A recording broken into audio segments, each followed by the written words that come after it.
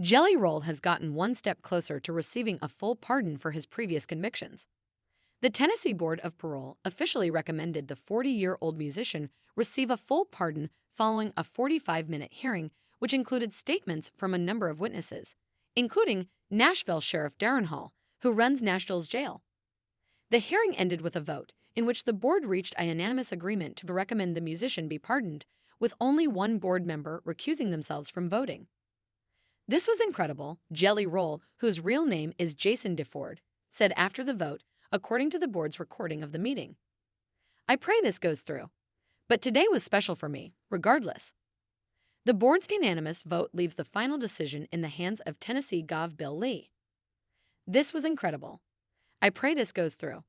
But today was special for me, regardless." Jelly Roll has been very open about his struggles with the law, which include convictions for drug possession, drug dealing, shoplifting, and aggravated robbery. He was first sent to a juvenile detention center at the age of 14 and later spent years going in and out of prison. "I don't know what I was even trying to be when I look back now," he admitted on Jay Shetty's On Purpose podcast in October 2024 about committing armed robbery when he was 15 years old. "This is how I know I was 15, because the more when I try to make logic of it, I can't. There was no logic to what I did. It made absolutely no sense. And I learned so much from it and the way that I interact with people." While in prison, Jelly Roll entered both Alcoholics Anonymous and Narcotics Anonymous, got his GED, and entered a Christian program, which helped him reconnect with his faith on a much deeper level. Since turning his life around, he broke out into the music industry in 2021 with his album, Ballad of the Broken, and continues to give back, often performing inside prisons and at rehabilitation centers, helping to feed homeless people and donating money from his performances to at-risk youth.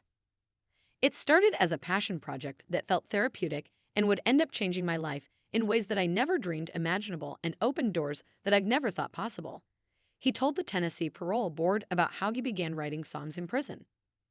"Part of the reason the Save Me singer hopes to receive a pardon is to tour and continue helping people in need everywhere, saying, 'I'll still be using this same pardon, God willing, to go do missionary work in my 50s and 60s.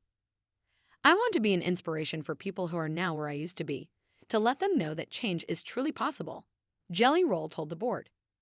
"One of the reasons I'm asking for your recommendation for this pardon is because I'm looking to take my message of redemption through the power of music and faith through the rest of the world."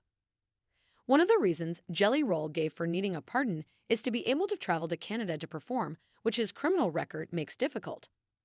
Currently, he would need to apply for a special permit that can include long wait times for a decision, according to a letter from an immigration attorney submitted with his clemency packet.